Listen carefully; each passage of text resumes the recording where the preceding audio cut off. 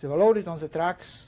They sang the Czech national anthem, some the Jewish national anthem, Hatikva, depends on the taste of people. And the trucks then moved and turned left. They were gassed on that night, and the next day I heard from a member of the Sonderkommando that there was no resistance except of a few girls who refused to go into the gas chambers and were beaten in with clubs. So that was this event. That's how it ended with the first Czech family transport. And it was quite clear to me then that the resistance in the camp is not geared for an uprising, but for survival. For the survival of the members of the resistance? Yes, for the survivors of the members of the resistance. And that I then decided to act what was called by the members of resistance as anarchic and individualistic activity, like an escape and leaving the community for which I'm co-responsible by that time. Because you escaped Auschwitz 1 month later, exactly? Exactly 1 month later. It was quite clear to me I had various preparations for escape made, but of course the decision to escape, in spite of the policy of the resistance movement at that time, was... All right, Dr. Vrba, now we come to the very difficult point, and I want to try to figure this out, and I need your help for this. Precisely, after 2 years, more than 2 years even, of this hell of Auschwitz, you succeed to escape, which as a matter of fact never occurred, in order to inform the outside world of what is going on in Auschwitz. I would like to know, what were the first people you met?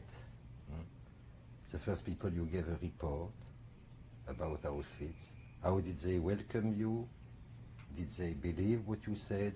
How did you succeed to convey what you had to say? My objective to convey the material appeared to me simple, because the statistics of Auschwitz, since I entered Auschwitz until the day I left it, on 7th April 1944, from 30th June 1942, were to the smallest detail in my head, memorized. It seems to be difficult today to believe that I could memorize all this, but it was by no means so difficult. We know by now that some people, while they were in prison, memorized whole books and could reproduce them after that.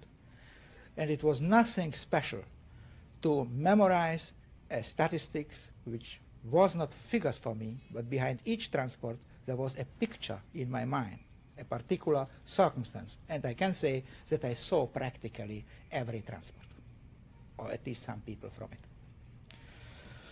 Secondly, I was perfectly aware that 1 million of Hungarian Jews will be murdered in Auschwitz within the next weeks. The preparations for that operation were perfectly ready in Auschwitz. And although it didn't make sense in Auschwitz at the start, it did make sense from 19th March onward, because on 19th March the Nazis occupied Hungary. Yes. So the preparations for the murder of Hungarian Jews started in January. Occupation of Hungary took place in March and confirmed the rumors which were spread in the Auschwitz concentration camp and confirmed by the resistance movement that it is the Hungarian Jews who were supposed to be the next one. The next ones. With this information, which was both in my head and in head of Fred Wetzler, my co-escapee, or co-conspirator, if I may put it that way. And just as well, we reached Slovakia on April 21st. On a Friday, we left Auschwitz. Our official escape was on April 7th, on Friday. We stayed in closest vicinity of Auschwitz until Monday, which was April 10th, until the alarm This I died told down. you, I will tell it I reached myself. Slovakia on 21st April, and I reached the town Čaca together with Wetzlar on Monday, April 24th. In Čaca, I got the information that a Jewish doctor called Dr. Polak is employed as a military doctor. I was dressed in Slovak peasant clothes. My appearance and my ability of way I the way I am using the Slovak language made it perfectly possible for me to pose as a Slovak peasant. And I entered the military command in the town Čaca, asking for medical help. I came to the office of Dr. Polak, waited for my turn, and got into his office. I knew him personally. He did not recognize me in my garb, which was not very usual for me. Also, he didn't see me for a long time. Asked me what I want. I told him that I cannot tell it in front of the nurse who was present. It is a discreet matter. So he sent out the nurse, and I told him what is my identity, that I know him, and that I'm coming from Auschwitz, that I was deported in 1942. 2 years ago. 2 years ago. So he became a bit pale, but he kept the situation, and he said, pro forma, I have to do something, and he was bandaging my leg, so it should appear that he's doing something for me while the nurse is out. And asked me what happened to others who were deported.